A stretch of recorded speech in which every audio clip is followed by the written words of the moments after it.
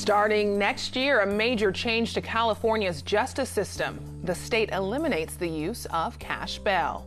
And a new deal is reached. Chula Vista's Bayfront project is ready to move forward after a new agreement on car rental fees.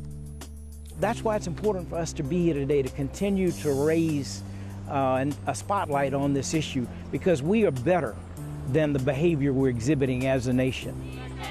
The son of Martin Luther King Jr. comes to San Diego and focuses his father's dream on the issue of family separations.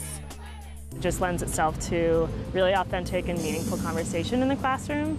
And, you know, being in a downtown area, being in an urban area just kind of solidifies that this is their community. And a look at how new schools are being built with a balance of education and safety. KPBS Evening Edition starts right now.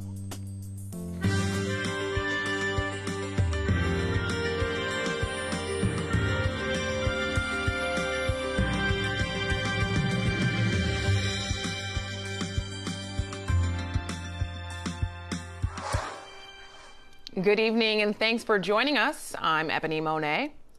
Today marks the 55th anniversary of Martin Luther King's I Have a Dream speech. In honor of his legacy, King's family traveled to the border, calling on America to extend that dream to those seeking asylum. KPBS reporter Jade Hyman has more.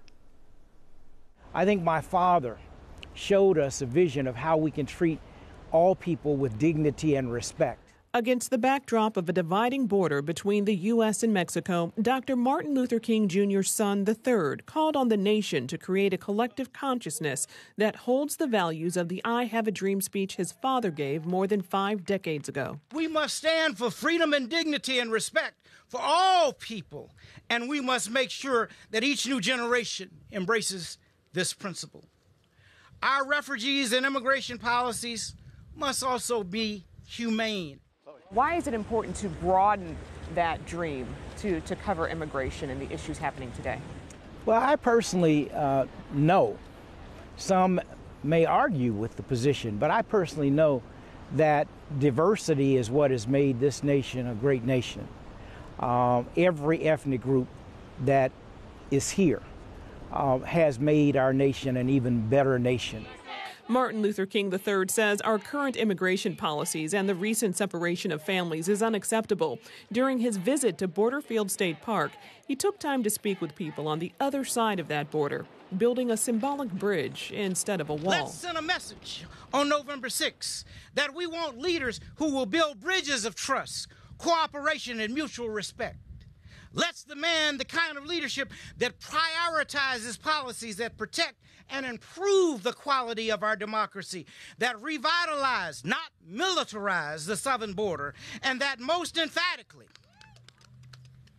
includes a just, fair, and humane immigration policy. Jade Hyman, KPBS News.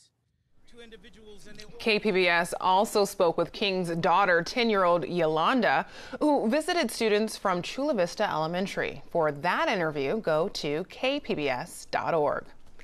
California is set to become the first state in the nation to eliminate the cash bail system.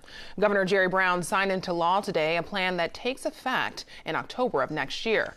Those arrested for nonviolent misdemeanors would be released within 12 hours. Individual counties would determine their own criteria for release in other cases, based on the risk to the public. A new survey shows nearly half of Californians are struggling with poverty. The D.C.-based Public Religion Research Institute found 42% have delayed medical treatment for financial reasons. 43% have scaled back meals to save money. And 1 in 3 have a tough time paying rent or mortgage.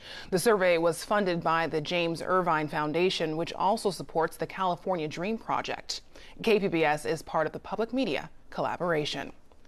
The San Diego County Airport Authority is pulling out of a lawsuit that threatens to delay Chula Vista's Bayfront Hotel and Convention Center.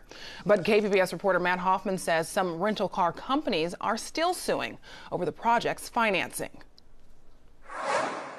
The suit involves the Port of San Diego's collection of fees from rental car companies to pay for the Bayfront project's parking garage. Earlier in August, the Airport Authority joined the lawsuit brought by 2 rental car companies. The Airport Authority has said the collection of those fees was illegal and should be repaid. But the port had collected the fees in the past to build a similar structure, and the port believes the fee is protected by state law. Now the Airport Authority is pulling out of that lawsuit, and the port hopes that rental car companies will soon too. I think this step is a very important step because it shows that an important, influential government agency recognizes that this is not the right approach to oppose this fee, and we hope the rental car companies quickly come in line with that so that we don't have any delays or any unnecessary uncertainty. Part of that agreement with the port was to limit fee collection to just rental car companies. The Airport Authority was concerned about the language, quote, transportation vendors, possibly including rideshare companies or taxis. The port also agreed to limit rental car fees to no more than $3.50 per transaction. Now, the 2 rental car companies still involved in the lawsuit allege that the fee is a tax that needs to be approved by voters. Now, the port is still collecting that fee, and the port says that they can hopefully settle this lawsuit out of court. Matt Hoffman, KPBS News. 4 San Diego neighborhoods are in the running to take part in a new state protection program. Environmentalists say Barrio Logan is the highest priority due to toxic emissions from shipyards and auto body shops. West National City, Logan Heights, and Sherman Heights also make up San Diego's target communities. The Environmental Health Coalition says they are exposed to a disproportionate amount of hazardous materials.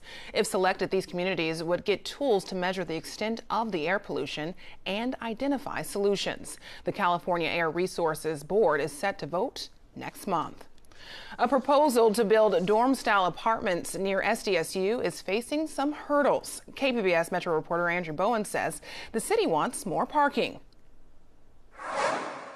A developer is hoping to build 128 private bedrooms with shared kitchens and communal lounges on this vacant lot on Montezuma Road. In theory, it's exactly where the city wants more high-density housing.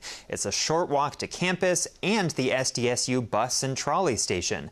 It's also right across the street from a university parking garage. Developer Chris Elsey says that means the need for parking is not so serious. The objective of the project is to try to create a more affordable 1-bedroom living arrangement that's within walking distance to the university. And so hopefully those needs of the community will kind of outweigh the concerns. Students are among the hardest hit by the housing crisis, and the lack of affordable housing near SDSU has pushed some students into so-called mini-dorms, houses retrofitted to cram in more tenants. The project is scheduled for a public hearing on Thursday. Andrew Bowen, KPBS News. Educators are trying to build schools that are open and welcoming but don't compromise security. KPBS education reporter Megan Burks spent the summer touring construction sites to find out how they're striking that balance. So this phase right now, we're remodeling what used to be a huge warehouse. This was about 36,000 square feet of open space. David Rivera is president of Epiphany Prep Charter School in Escondido. He's walking me through an old hardware store in the heart of the city's commercial zone. We've converted that into 18 classrooms. We've added a set of bathrooms. We've added a future kitchen area. We have 2 assembly rooms. It's a major upgrade from where classes used to be. Escondido's former DMV building. A lot of times we'll just say, well, do you know where the old DMV was? And they'll say, oh yeah, I know exactly where that is. Oh, well, that's us now. We have that building. So a much happier place now. A much happier place, right. Epiphany is a K-8 charter school. While many traditional district schools are also up on the latest design trends, charter schools are a great place to see them up close.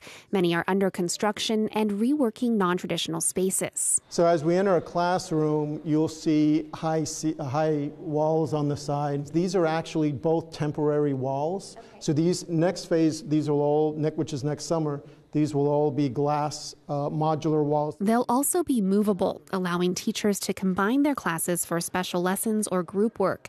When the glass partitions are in place, students and people in the hallways will still be able to see through. With last semester dominated by school shooting news, I can't help but think nowhere to duck and hide. But educators throughout the county are embracing this trend. Yeah, there's 2 classrooms. 25 miles south in Linda Vista, Shelley Kurth gives me a tour of the Future Thrive Charter School. We're trying to bust out of the silos and into this collaborative space. Like Epiphany, classrooms will expand and contract thanks to a large barn door between rooms. An adjacent office-like space will give students another place to learn. You might have a few students who are really doing some independent work while other people are collaborating. So this space can be a collaboration lab. It could also be an independent or quiet space. Another really great thing is you can have other learning happening in that space too. The idea is that students learn at different paces and in different ways, so they need different spaces too. Kurth says they also need natural light. Thrive is full of large windows looking out over backyards and shops. She says that's an asset, a celebration of community. Again, I wonder about security. At Urban Discovery Academy in San Diego's East Village, a bell signals to nearby condo dwellers, businesses, and homeless neighbors that there's a school here. This is a new facility where we are right now. Sean Lozier is its CEO. And we want the students to be celebrating that they're going to school here downtown, celebrating our beautiful city. We're standing on the school's rooftop playground with towers and cranes all around. The school's large industrial windows also offer up urban views, and the students sometimes go on walking tours of their neighborhood to connect their learning to the real world. Mari Monroe teaches 7th and 8th grade English. It just lends itself to really authentic and meaningful conversation in the classroom. And you know, being in a downtown area, being in an urban area just kind of solidifies that this is their community and we get to just be a part of that community, and they get to answer questions of how do we solve problems here, and how do we kind of do the outward spread to the rest of San Diego and then even our world. The school has an electric door system that controls access and can quickly put the school on lockdown. Otherwise, all you see are bright colors and student artwork. The other schools I toured also had controlled access, and that's about all you need, says Amy Klinger. She's a researcher and trainer with the nonprofit Educators School Safety Network. Here's the thing. If you want to create with your physical space the most safe thing, you're going to put individual kids in cells, and that's called the jail. So we know that if you really want to prevent violence and you want to effectively respond to violence, you have to do 2 things. You have to create a climate and a culture that's positive, where kids will disclose what they know, where we'll be able to train our teachers and educators to be able to prevent violence. That stuff prevents violence, not buying shiny things. Educators at Epiphany, Thrive, and Urban Discovery are on the same page. They say to prevent school shootings, you have to create spaces that allow kids to know one another, to be successful, and to feel a part of their community. Megan Burks, KPBS News. The job market could become easier for military families in San Diego. KPBS military reporter Steve Walsh tells us about a new program to help spouses find work. Nationwide, spouses of active duty Marines and sailors have an unemployment rate 4 times the national average. The vast majority of these spouses are 19 to 22 years old, just starting out, says Brian Alvarado. They marry their high school sweetheart in middle of nowhere, Alabama. The spouse joins the military, and their first duty station is San Diego, and then that spouse gets on a ship and deploys. Alvarado is a San Diego military spouse and a volunteer with Hiring Our Heroes. The group is partnering with the San Diego Regional Chamber of Commerce to create a network of local employers willing to take them on. So we are creating a coalition and a vast network of employers for military spouses to come into a new location and say, I am professionally ready, and I just need to be directed in the right, I need to be pointed in the right direction of an employer where I can have a meaningful career. She says employers worry that new hires will move as soon as they are trained. On average, spouses stay in the market for at least 2 years. Others stay for years. Some of these husbands and wives are just starting out, but many others need help with professional licensing and credentials. The new empowerment zone will ask employers to keep slots open specifically for military spouses, so when one person does leave, another can fill the spot. Steve Walsh, KPBS News. Woodruff tonight on the NewsHour threat assessment. Defense Secretary James Mattis takes questions on the Trump administration's military strategy. Coming up at 7 after Evening Edition on KPBS. Thanks for joining us. I hope you had a wonderful day today. We are seeing some very dry conditions across San Diego County. Not much rain, but you are noticing a couple of clouds along the coast. That's because of this nice flow coming in off the Pacific, keeping the beach communities pretty nice. Looking at tonight, it's going to be pretty clear across much of the interior areas.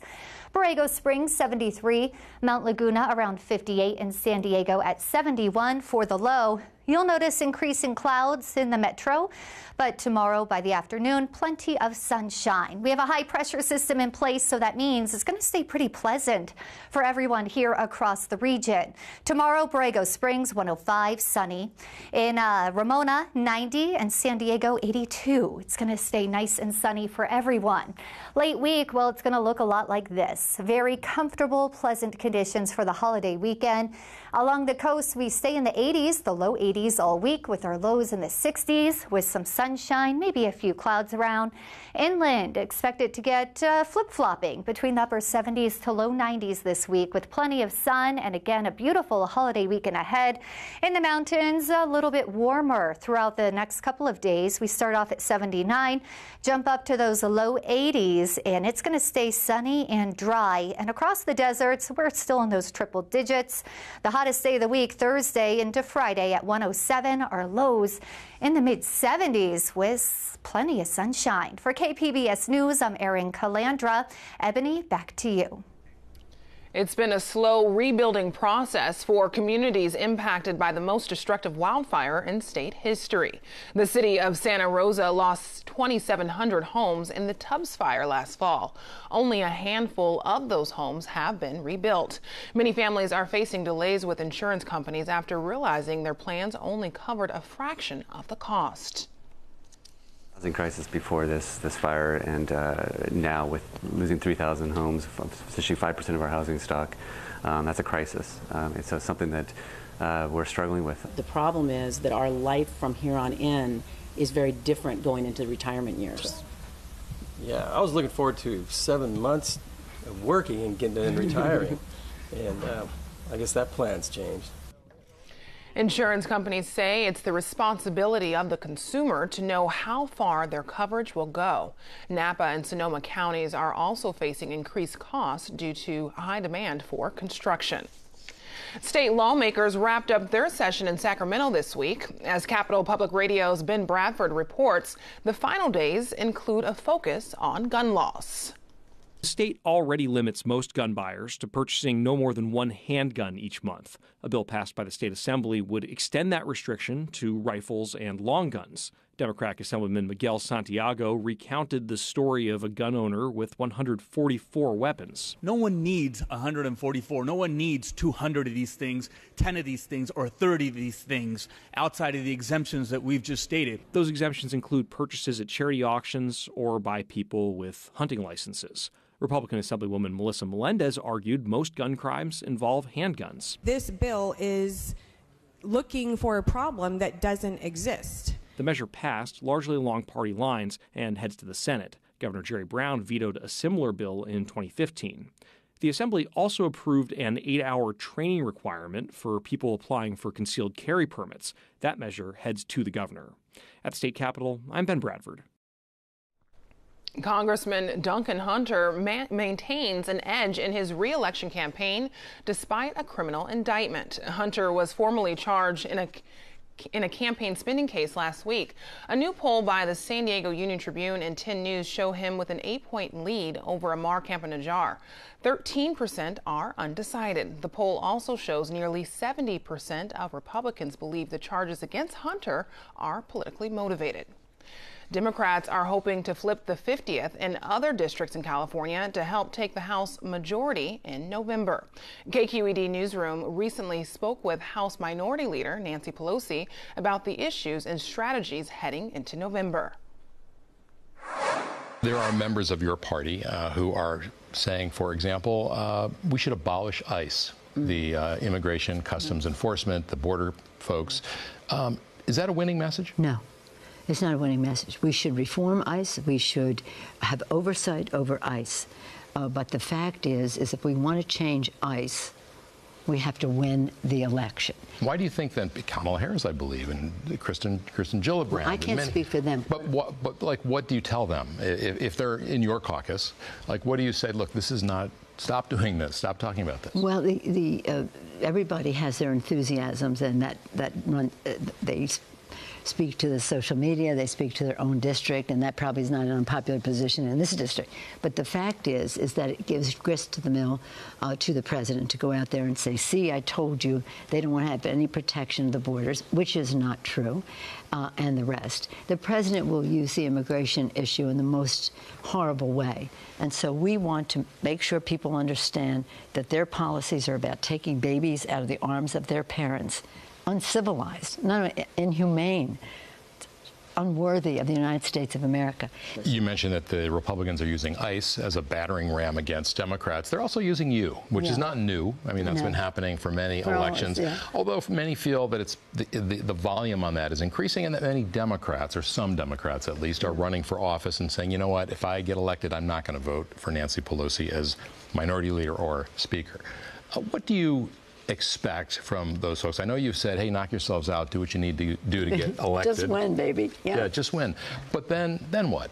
Well, the point is that Republicans know that I'm effective.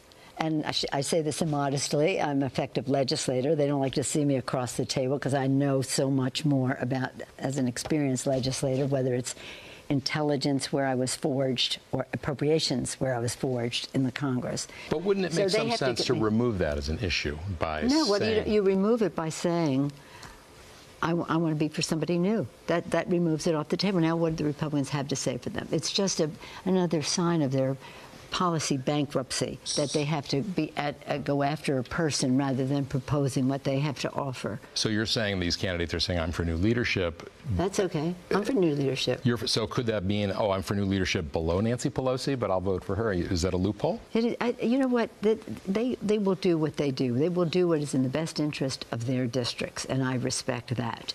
But the very idea that we would take, when we have civilization as we know it today, our country, as the values it was founded on and has been espoused, at risk, freedom of the press, independent judiciary, checks and balances, separation of powers at risk. That's what's important. It's not whoever the leader is, they'll go after if the leader is effective. One of the rising stars in the party is Alexandria Ocasio-Cortez. She knocked off shocked people back in New York and beat a close ally of yours, Joe Crowley. What's the takeaway from that? Well, let's just say about that district. It's a very progressive district, and so her message worked in that district.